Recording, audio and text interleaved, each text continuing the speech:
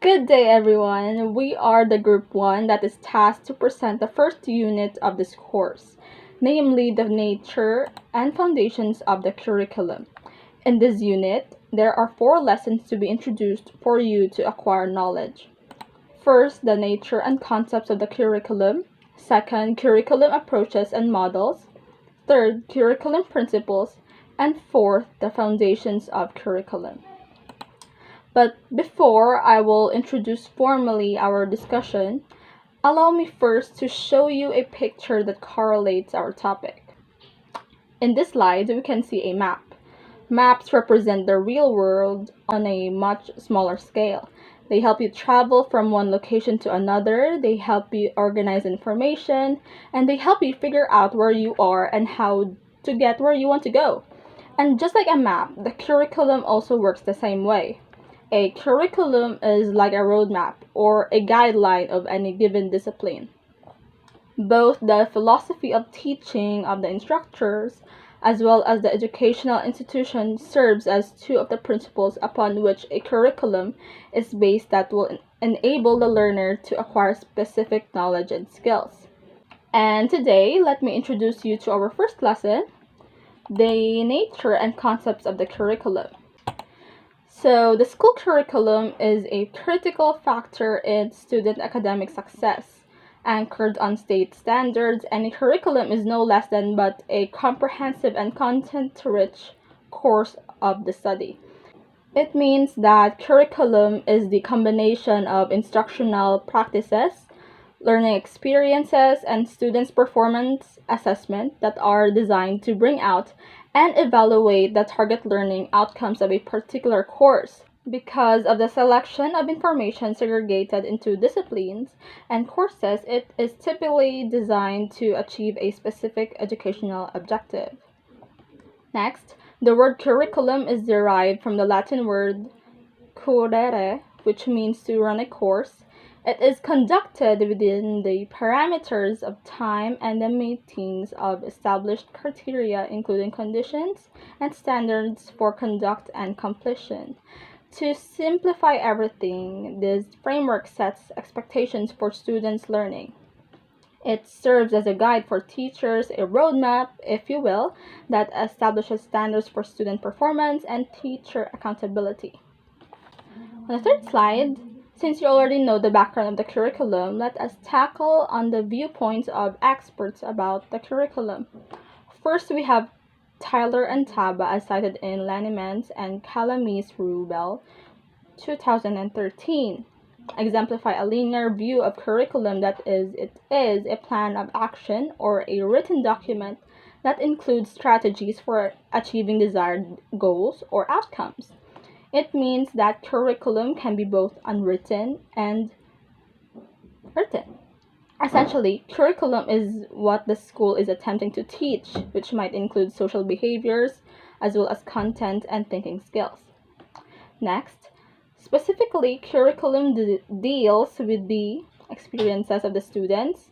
Curriculum, however, can be defined as prescriptive, descriptive, or both. In terms of prescriptive, curriculum provides us with what ought to happen, and they more often than not take the form of a plan, an intended program, or some kind of expert opinion about what needs to take place in the course of study. According by Alice 2004, it is like a floor plan or a blueprint of what is going to be taught, learned, experienced in the academic classroom over a period of time, withstanding expectations for what will be taught and what students will do in a program of study. Also, it includes teacher-made materials such as books and the national standards.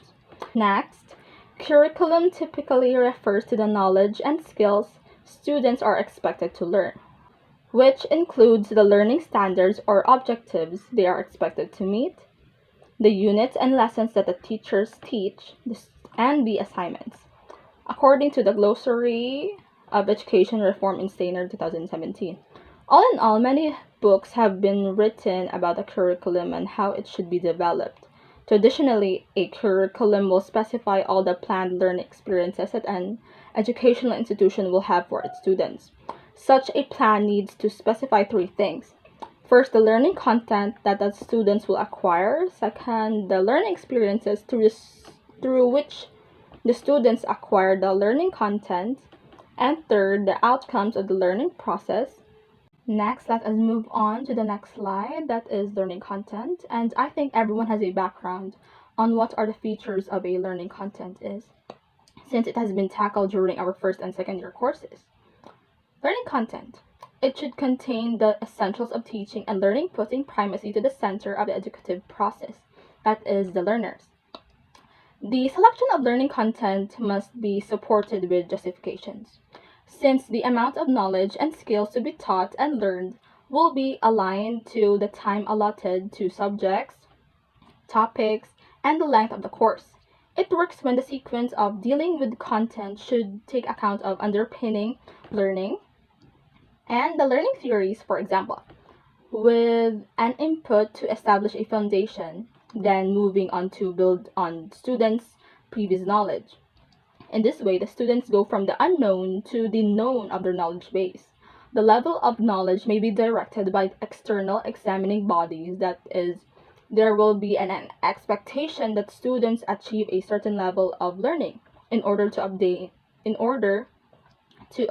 their qualifications. Additionally, the learning content and the learning experiences should be properly scoped and sequenced such that both the teachers and students will know what is to be taught first, what second, and so on.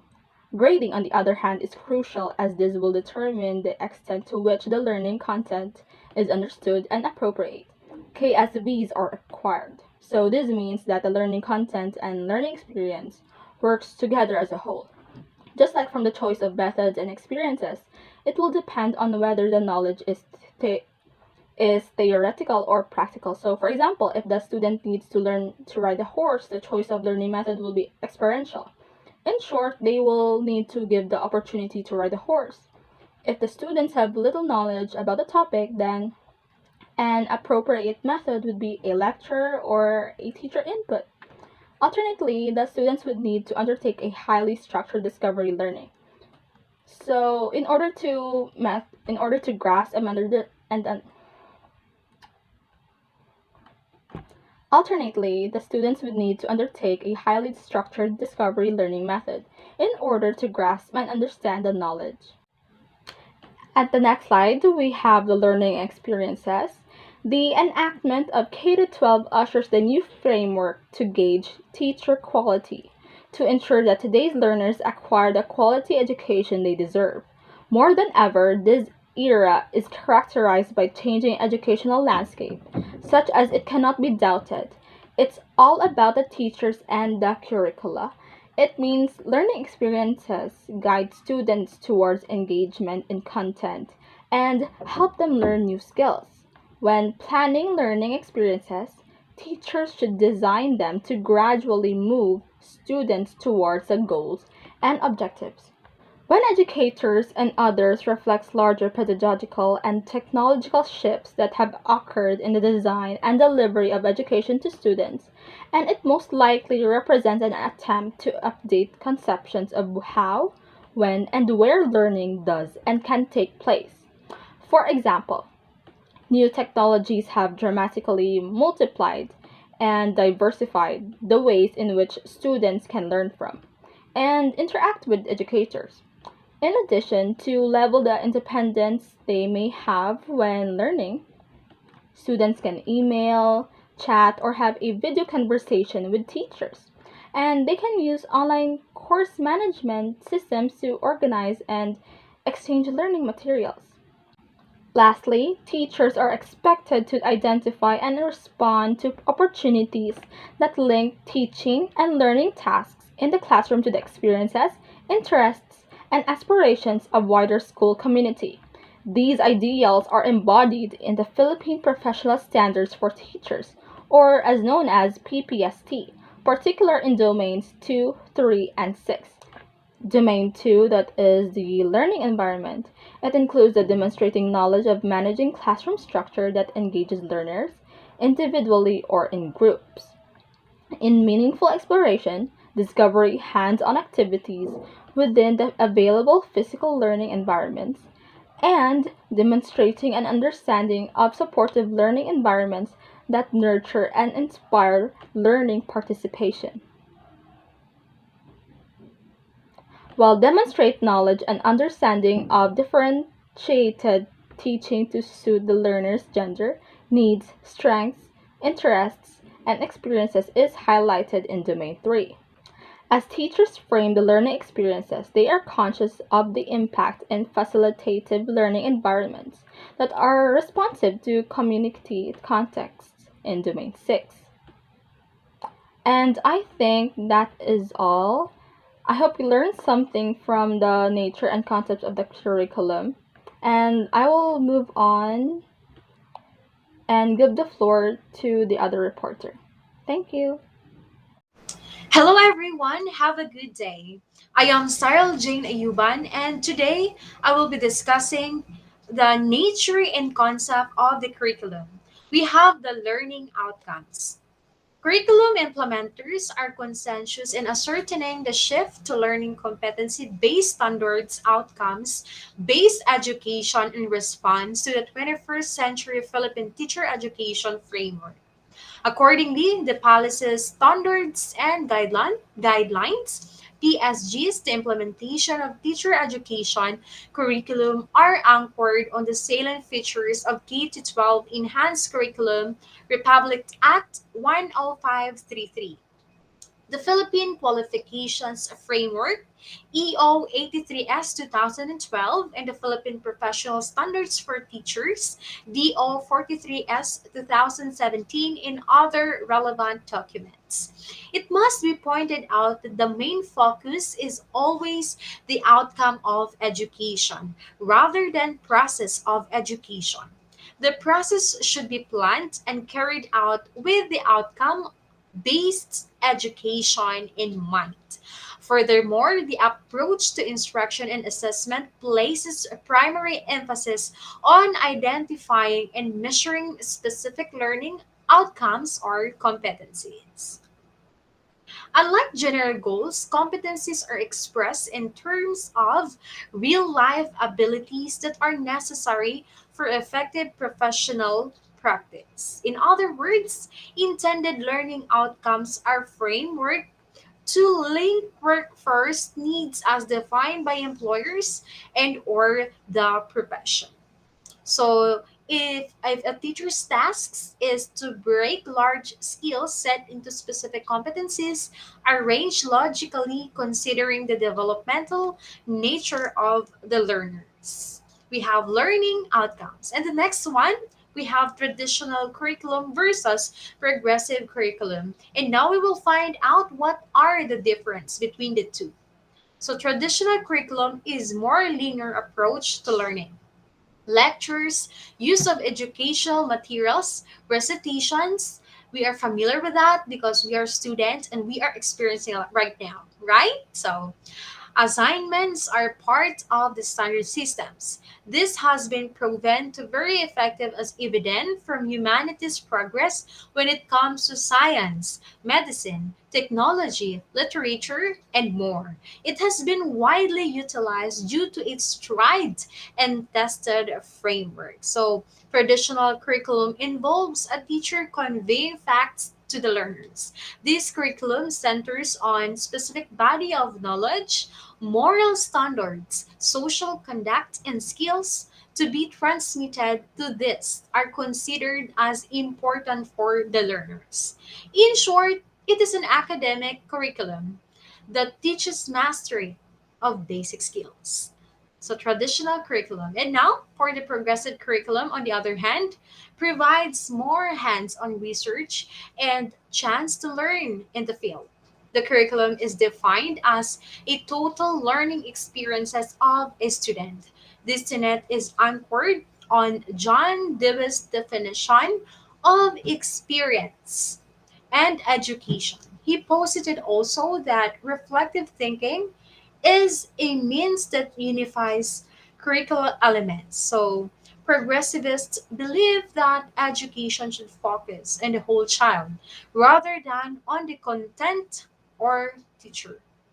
Learning is rooted on the questions of students that arise through experiencing the world. Progressive and traditional curriculum. And now for the next one, we have curriculum involves planning. Success begin with a well thought plan of action. Are you agree with that? Yes, we are. A good understanding of collaborative curriculum planning is essential for good teaching.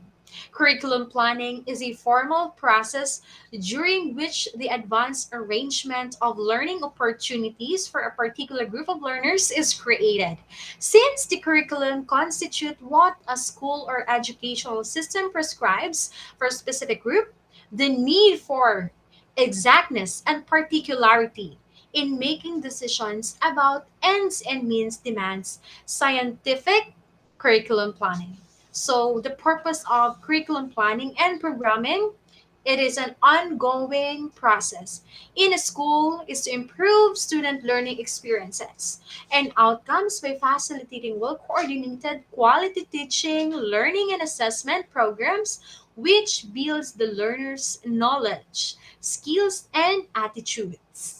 Planning can take place on 5 levels. We have classroom, team, grade department, individual school, school district or division, and state the national level. And now, the table 1 shows the participants in curriculum development process. We have the key participants and agencies with their corresponding activities. We have the key participant in agencies. We have educational officials, curriculum director, head of instruction, specialists and officers, superintendents, program supervisors, professional agencies and specialists, professors, authors, professional associations, national and testing agencies, educational laboratories. We have community agencies, service organizations, news media, special interest group, commercial organizations, and the internal personnel. We have the DNs, principals, department heads, librarian, curriculum specialists, teachers, students, and parents. We have the nature of activities. We have formality, regulation requirements, expertise and deficient areas, technical advice, enrollment in courses, invitations to visit schools. We have informal discussions, also enrollment in courses, liaison, advice, funding, technical services. We have also materials, guest speakers, funding, disseminating information, support and approval leadership, advice, support with administrative details, provision of materials, consultations, informal discussion, and liaison. The key participants have various roles to play in curriculum planning. They represent individuals or institutions that are interested in school curriculum. They also shape the school curriculum implementation. However, Borkland Young in 2016 accentuated that there are numerous unseen factors that might potentially cause a school to choose a certain curriculum and also to increase student learning outcomes, school quality, school leadership, kind of teacher, parent support, for example. And for the short recap, we already tackled learning outcomes, traditional curriculum versus progressive curriculum, and the last one we have curriculum involves planning. I hope you learned something about our topic, and we will proceed now to the next reporters.